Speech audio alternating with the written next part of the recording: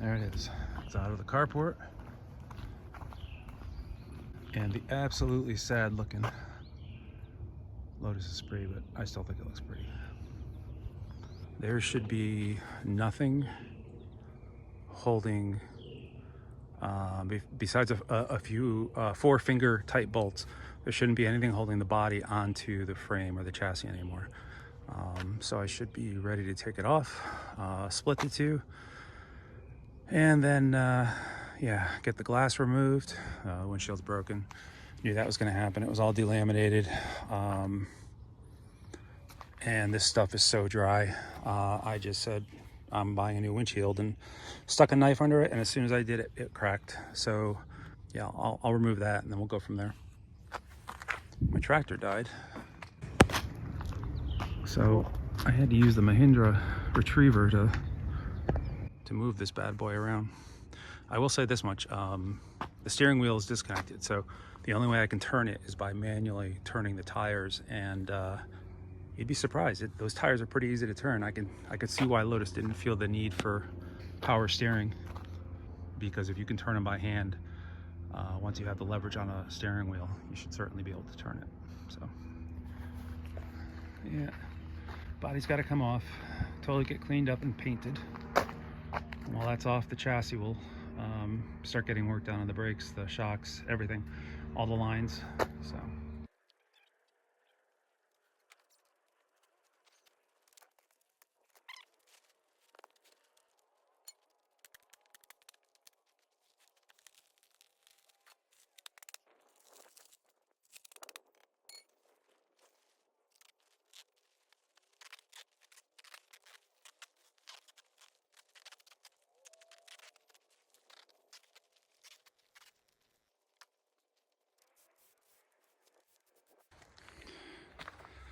So here's what the Esprit looks like with the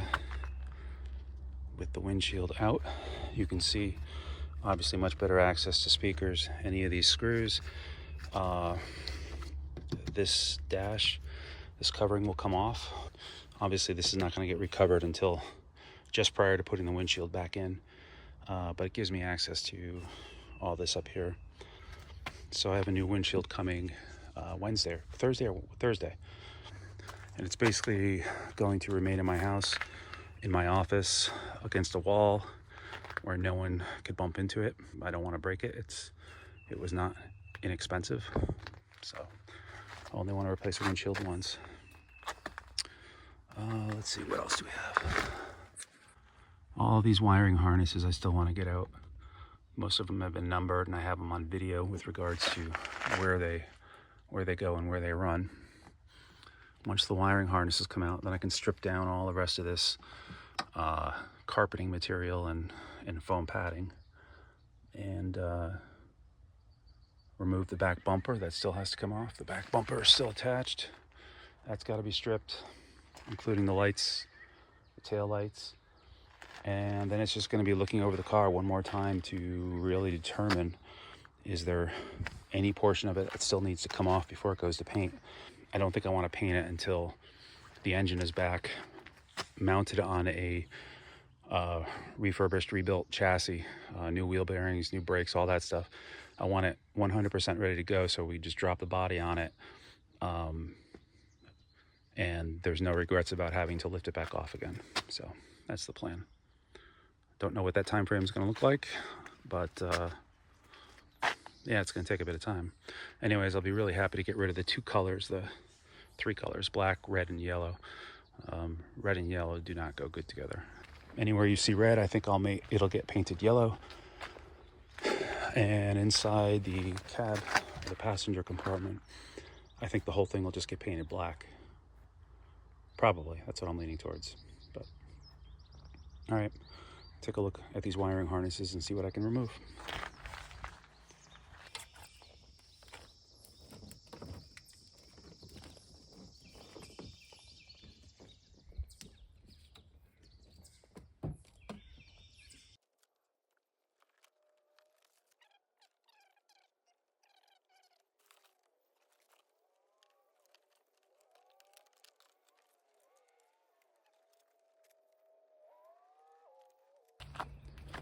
So the electrical harness runs through this rubber grommet right there and feeds the front frunk lid.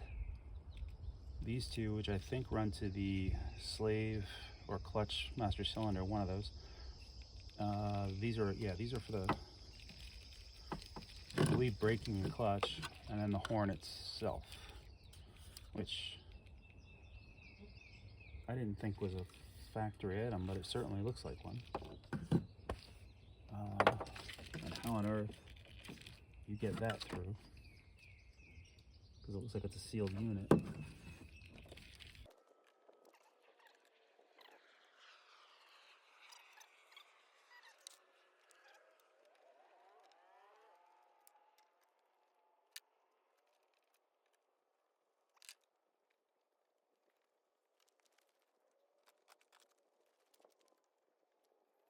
Need another hand. There we go. So that guy's off. Clean it up, although it looks pretty good. This front of the car wiring harness runs the full width of the front. It's quite long. It runs up here, through here, and is held back there in place by that rubber gasket. So I pull that off, I should be able to pull the wire through.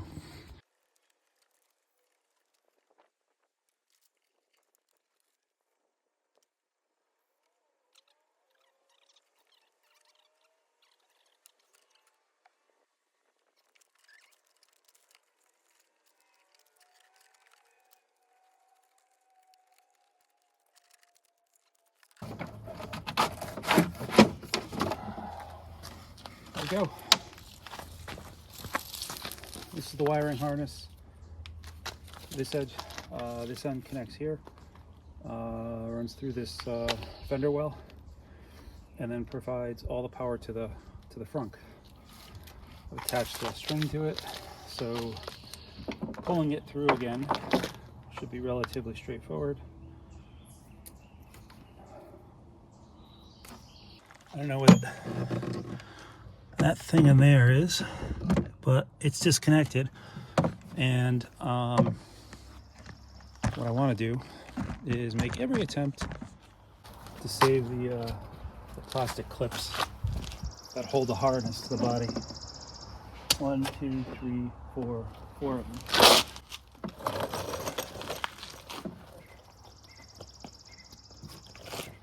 I just saved one. I don't know what it looks like. I can buy more.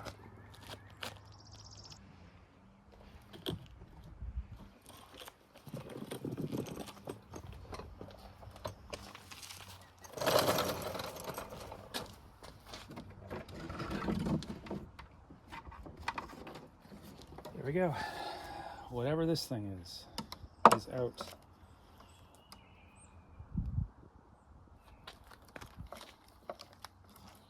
Impact sensor? I don't know. It's right up against the bumper, so maybe it's designed to, I don't know. Oh, supplemental inflatable restraint. Interesting. The supplemental inflatable restraint. This thing's been underwater for probably years. I don't know how good it is, but it's out. This came out early on. I don't know what that is. I don't recall what it came from. Something in the frunk had this running through it, so I'll just stick it in this bin for now. If anybody recognizes this, let me know. Alright, got one more electrical connection there. I got the AC stuff. So that's the air conditioning, that's part of the air conditioning system. The red wire on top runs down through the chest, through the body, and the red wire, or the red hose in back, runs that way.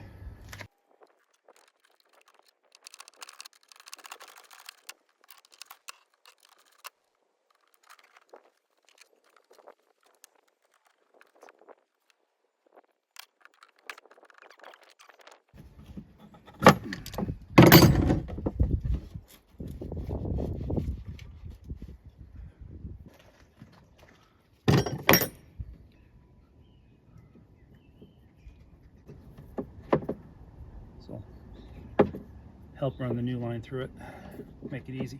Okay.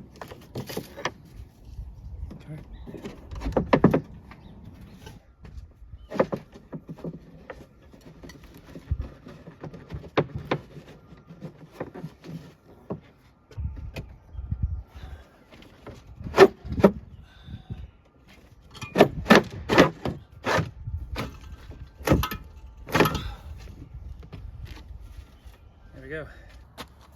This wiper,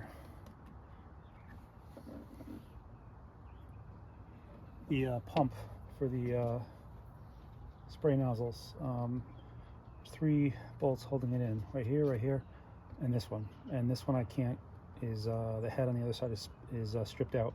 So I'm gonna have to cut it with the grinder right there. Try it with the Dremel first, otherwise I can get out the bigger grinder if I have to.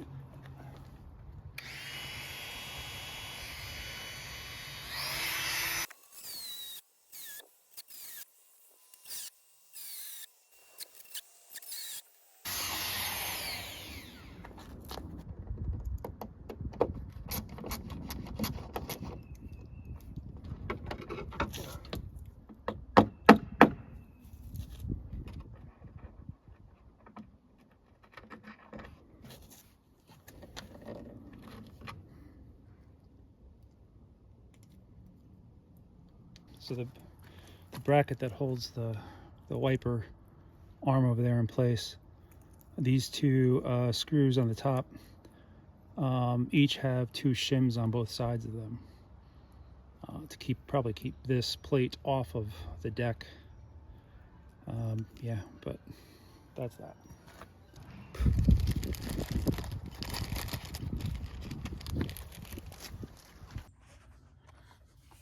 I just dropped the tie wrap that was holding this wiring harness up behind the vent.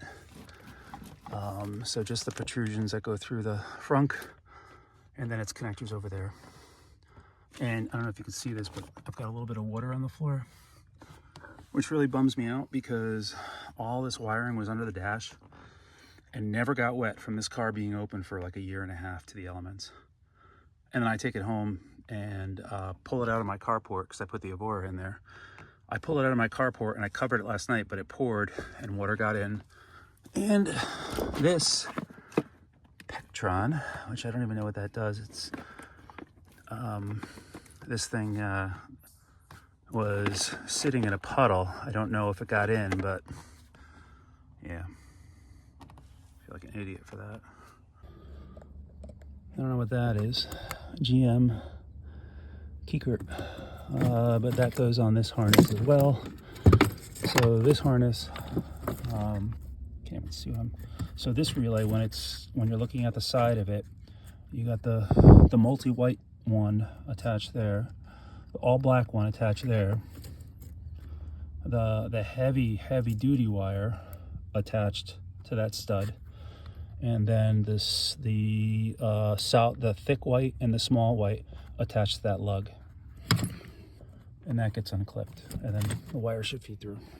That is the main wiring harness out of the Esprit. Now on both sides, the passenger side over there and the driver's side over here, as well as there's the door harnesses that connect into each side to power the windows.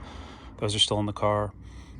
There's another harness that runs forward for the front trunk lights, or the front lights I should say, front bumper, turn signals, things like that, and other electronics. And then there's one that runs behind the car to the engine compartment for those lights as well. Those are still in the car. There's not a lot in the car anymore. That's where the main wiring harness just came from, under there. It's basically held into place by some tie wraps. You just cut those, it falls down, and then it's the process of undoing every single connector and labeling them so that I know how they go back together. This is the most sophisticated part. This is from the frunk set of modules that sit right above the master cylinder and the slave cylinder for the clutch. There's a metal rail that these all get screwed to, I've got to, I had to number them just so I would know how they go back, the order they go back, and the respective modules that go on them. A lot of that wiring right there, not all of it, but a lot of that is from the alarm system that was installed. But try to figure out what I'm, try to figure out that if I cut this wire, cut that wire, it doesn't immobilize the car in some way, shape, or form. I'd have to understand the circuit to see if, you know, if it's as simple as unplugging the Viper box itself right there and leaving the wiring. I could do that, but I'd like to get rid of the wiring altogether. There are a bunch of wires running to the front frunk to check if the front lid was open and the back lid was open, as well as going to the siren for the alarm itself. I'd like to get rid of all that. The rest of this looks pretty good. I did see one connector, it was turning brown from overheating, so I'll examine that. Any of the connectors that have any corrosion on them will get buffed up and then coated with some dielectric grease to prevent them from corroding any further. But how am I going to test all these individual sensors? Ideally, I would do it while they're not on the car, but I don't know that that's feasible. I wouldn't know how to test each one of these other than send power in and see what comes out, but some of them are timed circuits, like the delay module for the headlamps. What's this? Warning lamp control module. I wouldn't know how to test those other than voltage in and voltage out, and I don't know that that's an adequate test. But yeah, so this harness is also going to get sprayed down with 409. The wires are actually in very good shape because they were tucked under the dashboard, so they stay dry. But yeah, it'll all get wiped down anyway, just to kill any germs that are on it from the mold and mildew that grew inside this vehicle. Right now I'm just going to stick it in a big Tupperware container and store it while I finish the rest of the modifications needed to pull the body off the chassis on this car. Took that tail light out, and this, I just undid the screws on this. That's out. You can see all the spots that they didn't paint before. So, little dead gecko, probably been dead for years. Just stuck behind the light. I found a few of those. Most of them were in the engine compartment, though, in the top of the engine itself. All right, this one is coming out next. So I'm out here. I removed. I wanted to take this rear lip off, and I removed all the bolts associated with it, and it's not moving. And I went online to see what I was doing wrong, and they said it's glued in place, so that's not coming off. But taking those bolts off was not a waste of time. As you can see, they're really nasty and rusty. Yeah, I'll just replace the bolts while they're off. So not a complete total waste of time, but oh well, not a problem.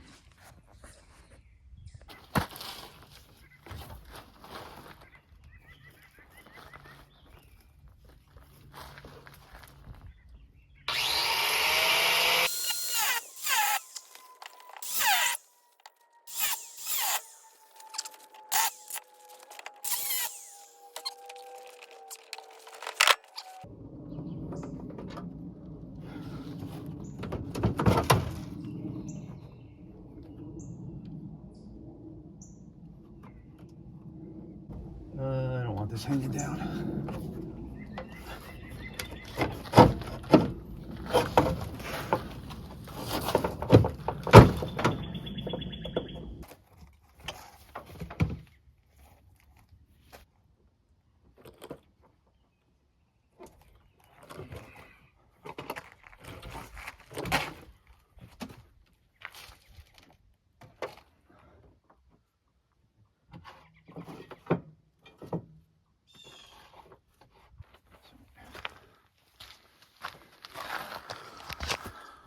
So this is the driver's side, taking the rear bumper off.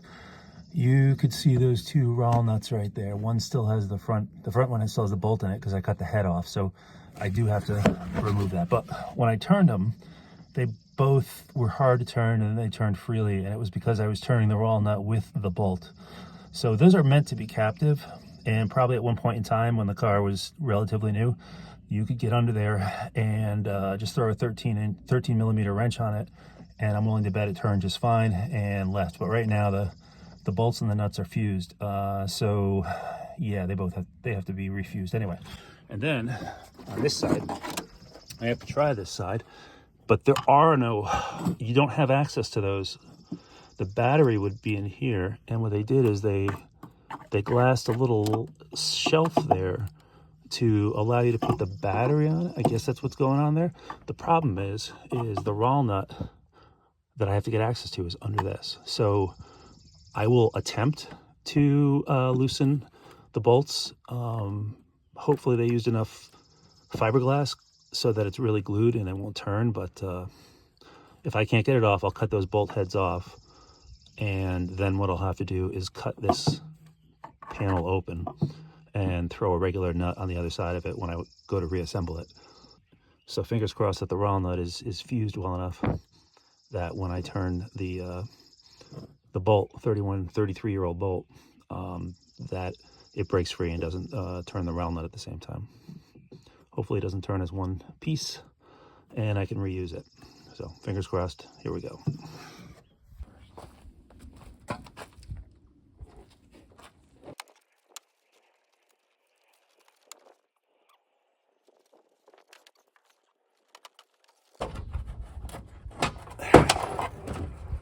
There we go.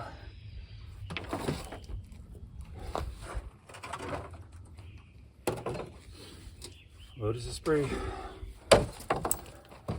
Rear bumper. That's the Esprit rear bumper. Sweet. Should get a nice paint job. Paint this black grade, all black, take it off, wire brush it, get rid of the rest, and then paint it black. Yeah, super happy this came off without damage to it. Actually, there was a little damage. I hit it with the grinding wheel by accident. Or maybe it's on this one. Well, we're doing that one now, so.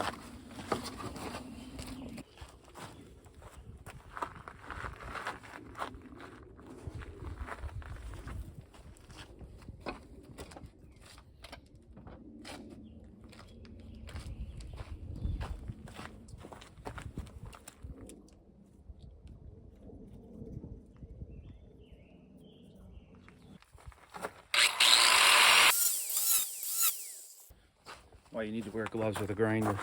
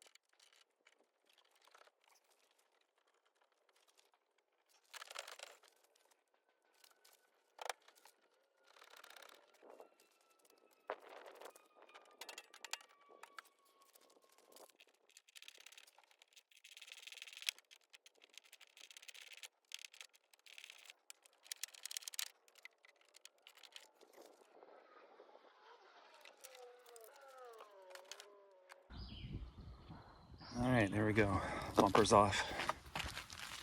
And these metal brackets, this one's potentially reusable. It's just to create, it's like a giant, it serves as like a giant washer.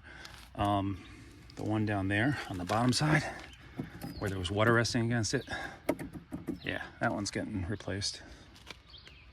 And the two side ones on the sides, those are good to go. They'll just get cleaned up. powder coated, painted. But yeah, so the car is stripped down under there, and the next step is to remove the body from the chassis. So the next video I make should be removing the body from the chassis of the Esprit. Thanks.